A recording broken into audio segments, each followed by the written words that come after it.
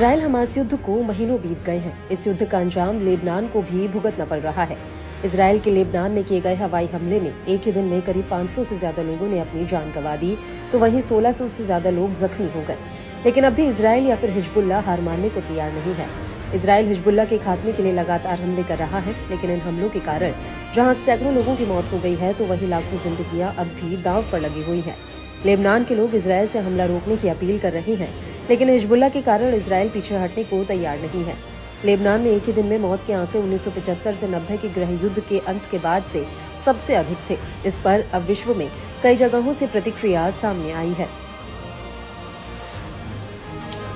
Blue line पर बढ़ती स्थिति से गंभीर रूप से चिंतित हूँ। मौत का आंकड़ा भी डरा देने वाला है।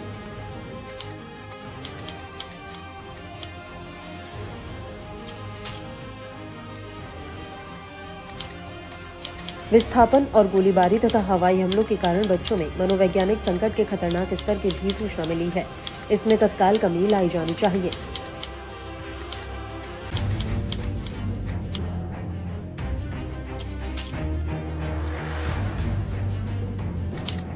हम शांति से रहना चाहते हैं, हम युद्ध नहीं चाहते हैं। यह इजराइल ही है जो इस व्यापक संघर्ष को पैदा करना चाहता है। हम किसी और से ज्यादा जानते हैं कि अगर मध्य पूर्व में कोई बड़ा युद्ध छिड़ जाता है तो इससे पूरी दुनिया में किसी को भी कोई फायदा नहीं होगा। हमें लेबनान को इजराइल के हाथों दूसरा गाजा नहीं बनने देना चाहिए। हिजबुल्लाह अकेले उस देश के खिलाफ नहीं खड़ा हो सकता जिसका बचाव और समर्थन पश्चिमी देशों, यूरोपीय देशों और संयुक्त राज्य अमेरिका द्वारा किया जा रहा है।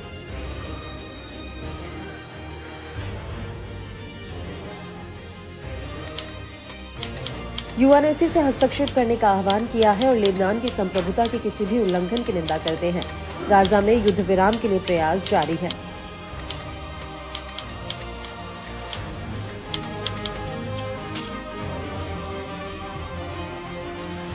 संघर्ष को कम करने के लिए वैश्विक प्रतिक्रिया आनी चाहिए और इजराइल आक्रामकता दिखा रहा है। हम सुरक्षा परिषद द्वारा इजराइल की आक्रामकता को रोकने के लिए तत्काल कार्रवाई करने की आवश्यकता पर बल देते हैं।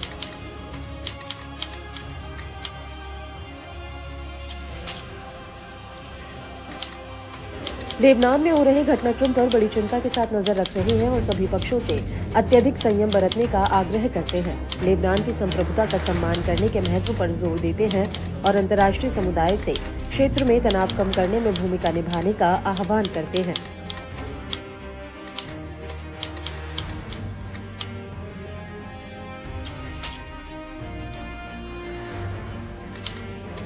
लेबनान और इजराइल में चल रहे हवाई हमलों से बहुत चिंतित हैं। इसके आगे बढ़ने से और भी विनाशकारी परिणाम होने का जोखिम है।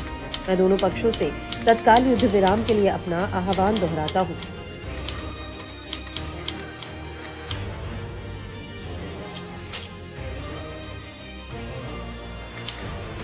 मेरी टीम अपने समकक्षों के साथ लगातार संपर्क में है और हम इस तरह से तनाव कम करने की कोशिश कर रहे हैं जिससे लोग सुरक्षित घर लौट सकें।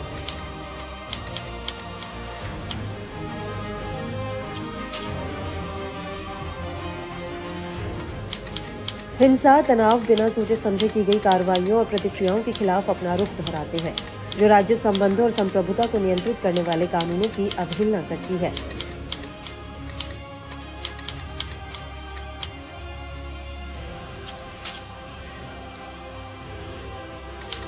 इजराइल की आक्रामकता की कड़े शब्दों में निंदा करते हैं। इजराइल पर कोई रोक टोक न होने, अंतर्राष्ट्रीय कानून के उसके लगातार उल्लंघन और उसकी निरंतर दंडहीनता के कारण उसके हमलों में निरंतर बढ़ोतरी हो रही है।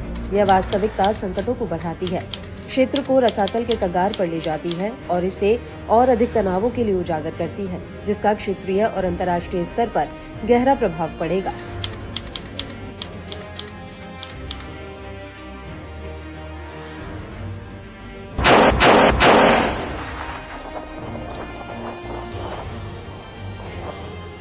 इसके अलावा इस युद्ध को लेकर G7 देशों, यूरोपीय संघ, ग्रीस, फ्रांस, बेल्जियम, चीन ने भी चिंता व्यक्त की है।